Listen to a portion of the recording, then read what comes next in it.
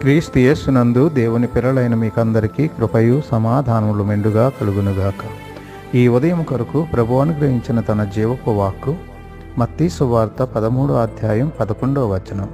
పరలోక రాజ్యమర్మములు ఎరుగుట మీకు అనుగ్రహింపబడి ఉన్నది గాని వారికి అనుగ్రహింపబడలేదు. లేఖన వెలిగింపు. యేసు ఉపమానాలకు రెండు భిన్నమైన ఉద్దేశాలున్నాయి. ఒకటి, విని నమ్మడానికి ఇష్టపడేవారికి సత్యాన్ని బయలుపరచడం. రెండు, క్రొవ్విన హృదయాలతో తమ ఇష్ట ప్రకారం సత్యాన్ని తిరస్కరించే వారి నుండి సత్యాన్ని దాచడం.